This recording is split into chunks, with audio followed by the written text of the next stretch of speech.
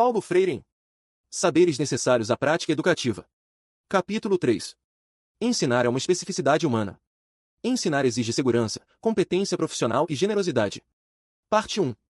Paulo diz que a segurança do docente depende da sua competência profissional. Que o professor deve levar sua formação a sério ou não estará apto para exercer sua função. O espaço pedagógico é formado a partir do respeito que nasce de relações justas, sérias, humildes e generosas. Para ele, o contrário disso seria o mandonismo, o gosto por ser autoritário, mandão. O que é incompatível com o espaço pedagógico, pois não considera a criatividade do educando ou sua forma de ser. O educador deve investir na liberdade do educando, buscando sua expressão. O educando que exercita sua liberdade é cada vez mais responsável por suas ações.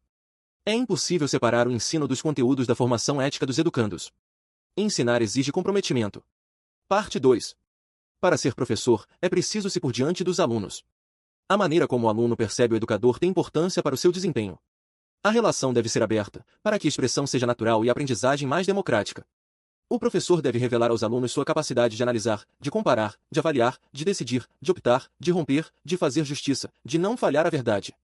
Ético, por isso mesmo, deve ser o seu testemunho.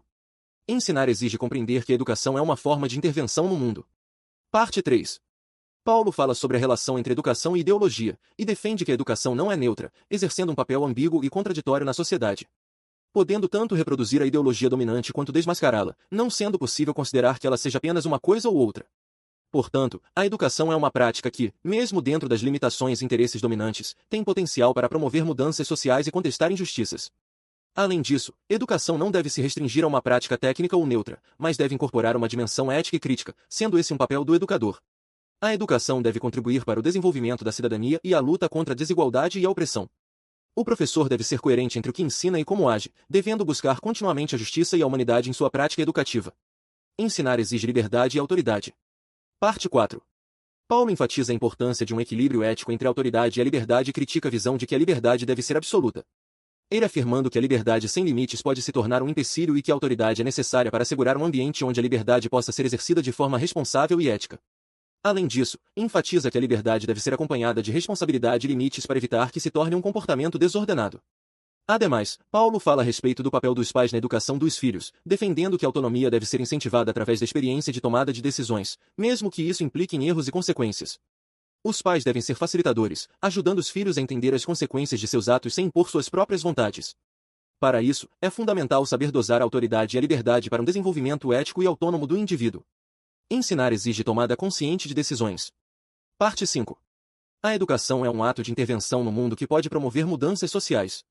O texto discute a natureza política da educação e critica a ideia de neutralidade na prática pedagógica.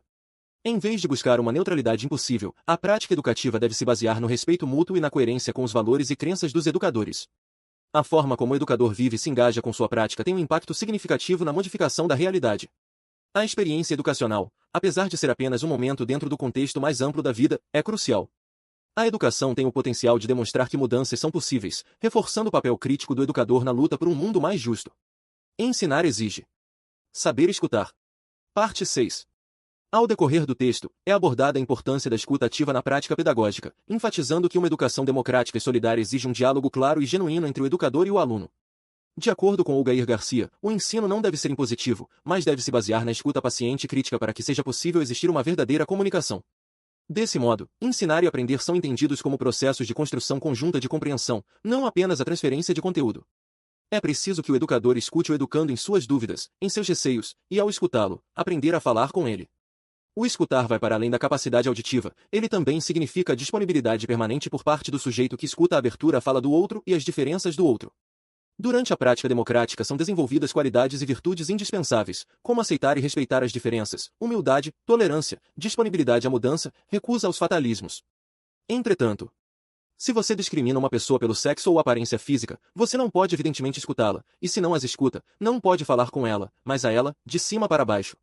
Ou seja, se sentir superior ao diferente, faz você se recusar a escutá-la. Todo ensino de conteúdos demanda de quem se acha na posição de aprendiz que vá assumindo a autoria também do conhecimento do objeto. Para isso, é necessária a abertura total do professor, a escuta, a tentativa legítima do educando para tomar em suas mãos a responsabilidade de sujeito que conhece. Ou seja, o aprender não depende só do professor educador ensinar, mas ele também deve dar abertura para o educando ter conhecimento, se expressar e ser ouvido. Ensinar exige reconhecer que a educação é ideológica. Parte 7. Aqui, Paulo discute sobre a influência da ideologia no âmbito educativo, como ela pode distorcer a realidade e manipular interpretações. Ele enfatiza que a globalização robustece a riqueza de poucos, verticaliza a pobreza e a miséria de milhões.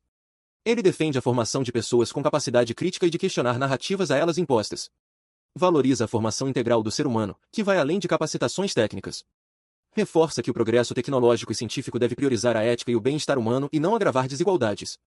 Reforça que a verdadeira educação reconhece sua própria ideologia e se compromete com transformação social por meio da justiça, ética e dignidade humana. Ensinar exige disponibilidade para o diálogo. Parte 8. Fala sobre a importância de estar aberto ao diálogo na prática educacional, destacando que o professor não deve querer conquistar o aluno a qualquer custo, mas respeitar suas particularidades, mantendo sua postura e coerência. Outro ponto importante é conhecer e dialogar acerca do ambiente social e econômico dos alunos. Defende ainda que os educadores devem debater criticamente o poder da mídia, para provocar nos estudantes senso de criticidade frente às armadilhas que estão por trás do eixo midiático. Ensinar exige querer bem aos educandos. Parte 9.